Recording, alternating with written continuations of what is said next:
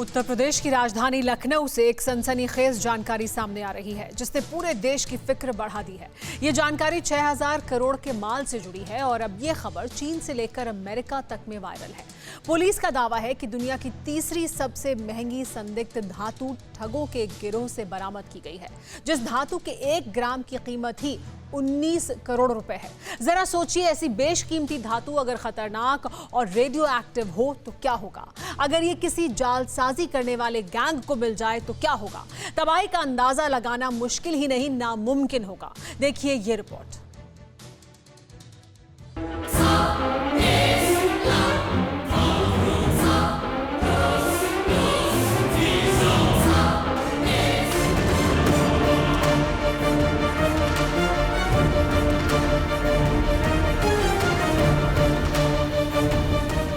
ये वीडियो, ये तस्वीर, ये बाइक, ये सब मामूली है।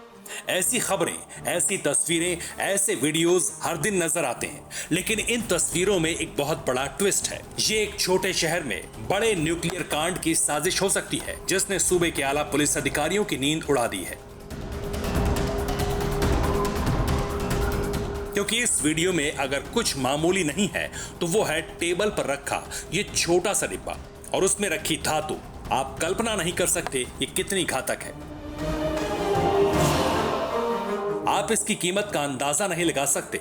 आलम यह है कि अब इस खबर से फैली सनसनी हिंदुस्तान से लेकर चीन तक वायरल है। इसका कनेक्शन भारत से यूनाइटेड स्टेट्स ऑफ अमेरिका तक जुड़ गया है। यकीन मानिए, अगर यह सच साबित हुआ तो इस छोटे से डिब्बे में रखा पदार्थ दुनिया की तीसरी सबसे महंगी धातु हो सकती है। इसके 1 ग्राम की कीमत 19 करोड़ रुपए होती है। पुलिस को एक गिरोह के पास से 340 ग्राम की धातु मिली है, जिसकी कीमत इंटरनेशनल मार्केट में 64 अरब रुपए हो सकती है। इस संदिग्ध महंगी रेडियो एक्टिव धातु को कैलिफोर्नियम कहा जाता है। ऐसे में सवाल उठता है कि कैलिफोर्नियम है क्या, इतनी महंगी क्यों है? क्या ये प्राकृतिक है या फिर लैब में तैयार होने वाली धातु है? और इतनी महंगी धातु छोटे गिरोह के पास कैसे पहुंची? क्यों इसकी चर्चा चीन से अमेरिका तक है? ये सब हम आपको बताएंगे, लेकिन पहले इस खबर को समझ लीजिए।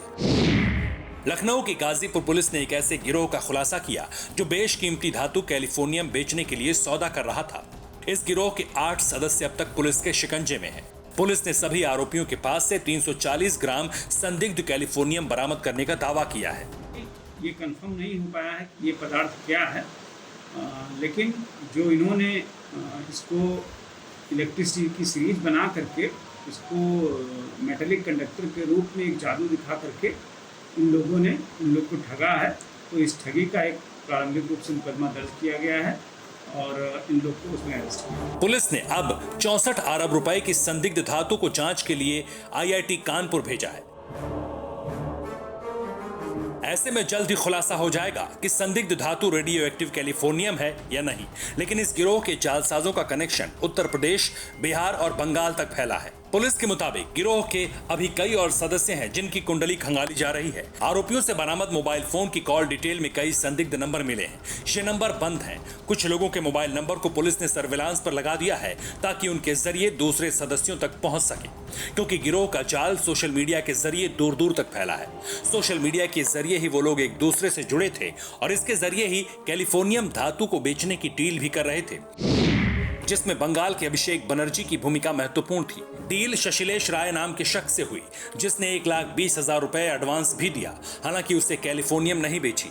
बाद में दूसरे शख्स से सौदा किया जिससे एडवांस लेना था और डील को पक्का करने, एडवांस की रकम हासिल करने के लिए ही गिरोह के सदस्य लखनऊ में जुटे थे और पकड़े गए।